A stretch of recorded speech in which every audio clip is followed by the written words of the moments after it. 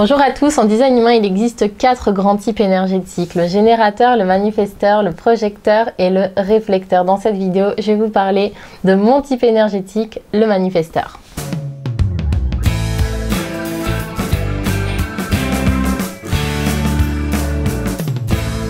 Alors ça fait un moment maintenant que je fais des vidéos YouTube et c'est vrai que j'ai fait aucune vidéo sur le manifesteur. Alors la raison c'est parce que j'ai fait une vidéo d'analyse. J'avais fait un concours sur Instagram dans lequel je permettais à quelqu'un de gagner une analyse de design humain en vidéo que je publierai donc sur YouTube. Et la personne qui a gagné c'était justement une manifesteur émotionnelle profil modèle ermite. Et donc c'est vrai que j'ai fait une vidéo de 40 minutes d'analyse sur justement un manifesteur. Donc la plupart des infos je les donne dans cette vidéo. Je vais vous mettre le lien en dessous de toute façon. Et je vais vous faire quand même une petite vidéo un petit peu plus officielle, même si je ne l'ai pas du tout préparée. Donc c'est vrai que je risque de ne peut-être pas donner forcément les informations de base officielles du manifesteur. Et je vous la fais un petit peu au feeling, comme ça je vais vous parler un peu de ce type énergétique. Alors le manifesteur, sa particularité déjà c'est son aura. Le manifesteur il a une aura qui est dense, qui est fermée et qui repousse. Parfois on dit même que c'est une aura qui est repoussante. Contrairement au générateur par exemple qui lui a une aura qui est ouverte, qui accueille. Et si l'aura du manifesteur elle est constituée comme ça justement pour repousser les autres, c'est parce que c'est le seul type énergétique qui est fait pour initier les actions de lui-même. Et donc en fait ça lui permet justement de pouvoir agir sans qu'il y ait personne qui lui barre la route. Bon alors c'est pas forcément le cas, mais quoi qu'il en soit c'est pour ça que cette aura repousse.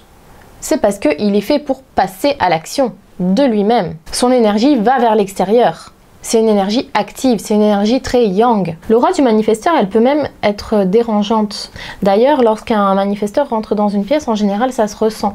Même un manifesteur qui n'est pas forcément aligné, même un manifesteur qui n'est pas forcément connecté à son aura, à cette puissance que peut avoir son aura, sa présence aura toujours un impact. Souvent, un manifesteur, quand il va rentrer, imaginons dans une pièce où il y a des gens qui sont en train de manger, et ben l'énergie elle change. Alors les gens ne se rendent pas forcément compte que c'est à cause de l'arrivée du manifesteur, mais peut-être qu'ils vont arrêter de parler, ou peut-être que tout à coup ils vont se dire ah bah je vais sortir fumer une clope, ou je vais aller aux toilettes. Donc il y a une énergie qui change et qui parfois peut mettre mal à l'aise. Et c'est tout à fait normal et ça se fait vraiment sur le plan énergétique sans que qui que ce soit en ait forcément conscience. Jusqu'à présent, on vivait dans un monde qui était géré par des manifesteurs. Les manifesteurs, c'est un petit peu l'énergie des anciens rois, des anciennes reines, des anciennes grandes prêtresses. En tout cas, c'était souvent des personnes qui avaient un haut niveau social, on pourrait dire, et qui avaient un petit peu le leadership sur la société. Là, c'est en train de changer. Petit à petit, c'est plus les manifesteurs qui vont avoir ce rôle,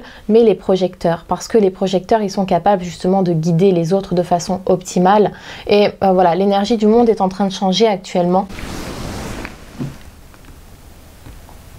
Qu'est-ce qui se passe? Bon. Mais quoi qu'il en soit, cette aura, elle est toujours aussi dense, cette aura, elle est toujours aussi impactante. Et le manifesteur, quoi qu'il en soit, il est toujours fait pour initier les actions. Ça ne change pas. Alors j'ai la caméra qui a coupé parce que j'avais plus de mémoire sur la carte. Je ne sais plus exactement où j'en étais, mais la stratégie du manifesteur, c'est informer. Pourquoi est-ce qu'il doit informer? Justement parce qu'il peut avoir un gros impact sur les autres. Il initie les actions, il a une capacité d'action qui est très rapide. Et parfois, les autres ils peuvent se sentir agressés par ça, agressés par ces actions. Le manifesteur, c'est aussi un visionnaire qui va initier des nouvelles choses. Et parfois, les nouvelles choses, ça dérange. Et il peut rencontrer de la résistance à cause de ça. Parce que les autres, ils vont être effrayés ou ils vont être dérangés par ces actions qui sont parfois innovantes.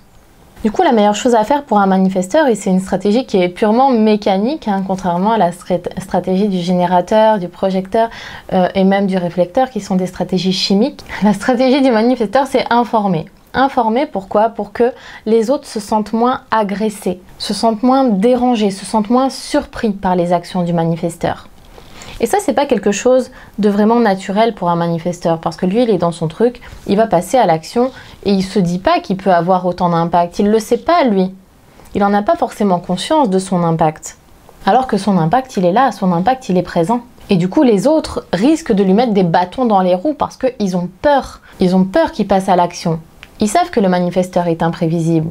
Alors je le répète, tout ça, ça se passe sur un plan énergétique, sur un plan invisible, et même les autres n'en ont pas forcément conscience que ce manifesteur dérange, que ce manifesteur est imprévisible. Ils vont avoir tendance à mettre des bâtons dans les roues aux manifesteurs. Et d'ailleurs, c'est d'autant plus le cas lorsque le manifesteur n'en a pas conscience de sa puissance d'impact. C'est un petit peu comme si...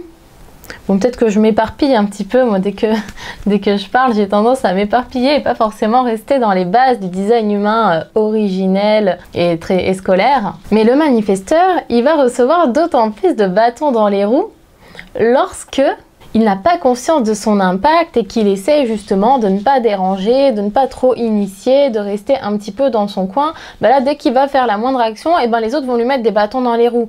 Moi, j'ai l'impression que c'est parce que aussi, du coup, lorsqu'un manifesteur est déconnecté de sa puissance d'impact, déconnecté un petit peu de cette aura qui est quand même très forte et très puissante, c'est comme si les autres le ressentent et ils se disent, sur le plan énergétique toujours, oula, là, on va l'empêcher de se reconnecter à cette puissance, on va l'empêcher d'agir, on va lui mettre des bâtons dans les roues. À partir du moment où le manifesteur va se reconnecter à son énergie, à sa puissance, à sa capacité d'action, qu'il va l'assumer, qu'il va informer les autres, ça va déjà mieux se passer pour lui.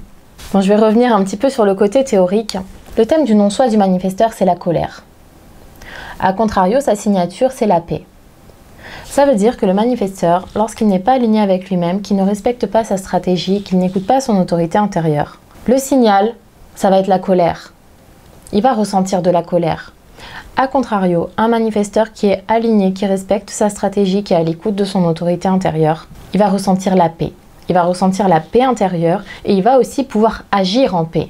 Parce que c'est ça le but finalement, c'est qu'il puisse agir en paix sans recevoir des bâtons dans les roues, que ce soit par la vie ou par ses congénères humains. Je vous ai fait un petit topo sur le manifesteur. Je vous invite vraiment à regarder la vidéo d'analyse que je vais vous mettre en dessous. C'est une vidéo qui dure 40 minutes dans laquelle je fais justement l'analyse d'une amie à moi. Oui, il s'est avéré que c'est une amie à moi qui a gagné le concours et je fais son analyse. Elle est manifesteur émotionnel, modèle ermite, mais les 20 premières minutes de la vidéo, ça parle du manifesteur en général. Je vous redis peut-être un petit peu ce que je vous ai dit ici dans cette vidéo, donc ça peut vraiment intéresser, je pense, tous les manifesteurs. Je vais vous mettre également une autre vidéo que j'ai déjà fait sur la stratégie du manifesteur dans le business où je parle de ma propre expérience et je vais vous mettre aussi les liens vers tout ce que j'ai déjà créé pour les manifesteurs, notamment le e-book business spécial manifesteur, développer ton business en tant que manifesteur. Mais j'ai aussi créé un véritable programme en ligne avec plusieurs heures de vidéos, des e-books, des méditations guidées, enfin, tout un tas d'outils différents. Un véritable programme en ligne conçu spécialement pour les manifesteurs dont je vais vous mettre le lien en dessous également. Voilà, j'espère que cette vidéo vous a plu. Si c'est le cas, je vous invite à me mettre un pouce vers le haut et si ce n'est pas déjà fait, de vous abonner à ma chaîne.